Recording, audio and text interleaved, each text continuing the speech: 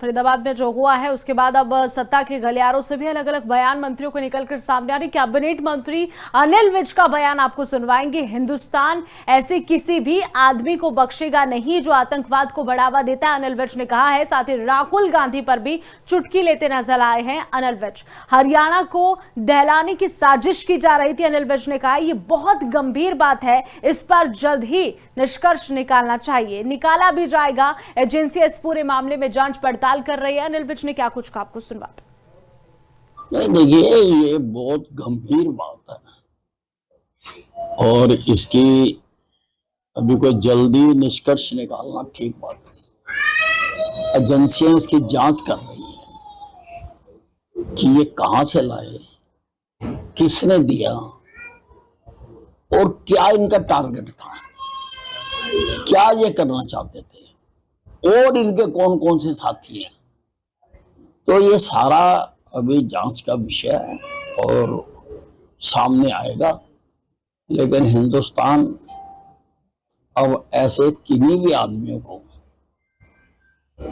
बख्शने वाला नहीं है। देखिए ऐसा है, उनका राजनीति का काम तो समाप्त हो गया और बिहार चुनाव के बाद बिल्कुल समाप्त हो जाएगा।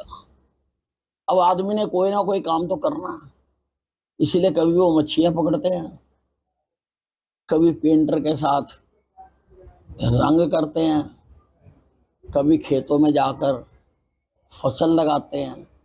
तो वो तरह तरह के काम करके देख रहे हैं कि ये राजनीति छोड़ने के बाद।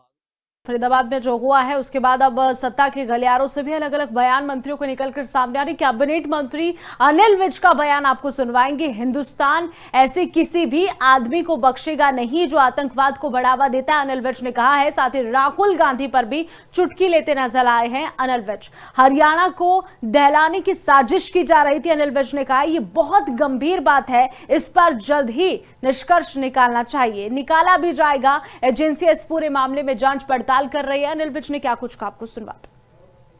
नहीं, देखिए ये बहुत गंभीर बात है और इसकी अभी कोई जल्दी निष्कर्ष निकालना ठीक बात नहीं। एजेंसियां इसकी जांच कर रही हैं कि ये कहां से लाए, किसने दिया और क्या इनका टारगेट था, क्या ये करना चाहते थे और इनके कौन कौन से साथी हैं। तो ये सारा अभी जांच का विषय है और सामने आएगा। लेकिन हिंदुस्तान अब ऐसे किन्हीं भी आदमियों को बख्शने वाला नहीं है। देखिए ऐसा है, उनका राजनीति का काम तो समाप्त हो गया और बिहार चुनाव के बाद बिल्कुल समाप्त हो जाएगा। अब आदमी ने कोई ना कोई काम तो करना है, इसलिए कभी वो मच्छियां पकड़ते हैं, कभी पेंटर के साथ रंग करते हैं, कभी खेतों में जाकर फसल लगाते हैं। तो वो तरह तरह के काम करके देख रहे हैं कि ये राजनीति छोड़ने के बाद